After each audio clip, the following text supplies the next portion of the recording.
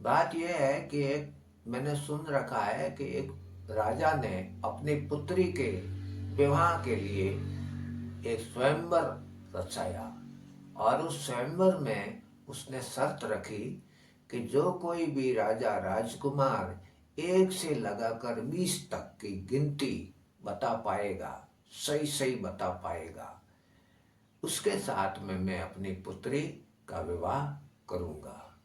और उस 1 से लगाकर 20 तक की गिनती में पूरा संसार समाया हुआ होना चाहिए।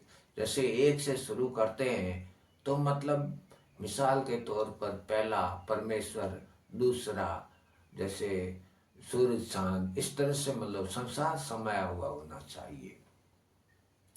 तो दूर दूर से राजे महाराजे अपने अपने राजकुमार पुत्रों को लेकर आए हुए थे, और भोजन की जो व्यवस्था की गई थी उन्होंने भोजन ग्रहण किया, और उसके बाद में वो उस स्वयंवर में भाग लेना शुरू किया। और काफ़ी समय लग जाने के बाद में भी कोई सही सही 1 से लगाकर 20 तक की गिनती नहीं बता पाया।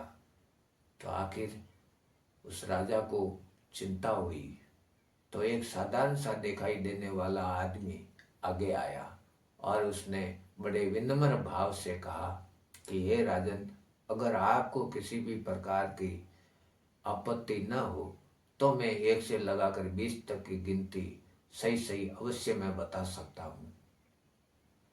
सम्राट ने उस राजा ने कहा कि मुझे क्यों आपत्ति होगी, हालांकि तुम राजकुमार नहीं हो, साधारण हो, फिर भी अगर तुम सही सही जवाब दे दिए तो मैं अवश्य अपनी पुत्री का विवाह तुम्हारे साथ कर दूंगा।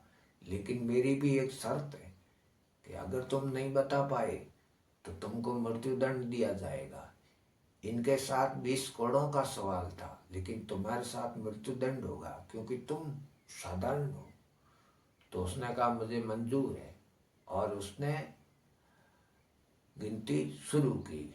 उसने गिनती शुरू की कि 1 भगवान, 2 पक्ष, 3 लोक, 4 युग, 5 पांडव, 6 शास्त्र, 7 वार, 8 खंड, 9 ग्रह, 10 दिशाएं, 11 रुद्र, 12 महीने, 13 रतन, 14 विद्या, 15 तिथि, 16 श्राद्ध, 17 वनस्पति, 18 पुराण, 19वीं तुम।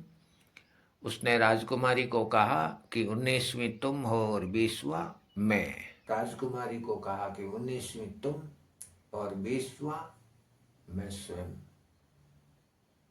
और उसने अपना गिनती का जवाब सही सही पूरा दिया।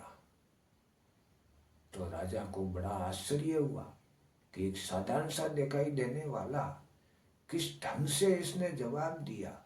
इसने तो पूरा लपेट लिया, राजकुमारी को, खुद को, सबको एक ही माला में। अब तो ना कहने का कोई सवाल ही नहीं है।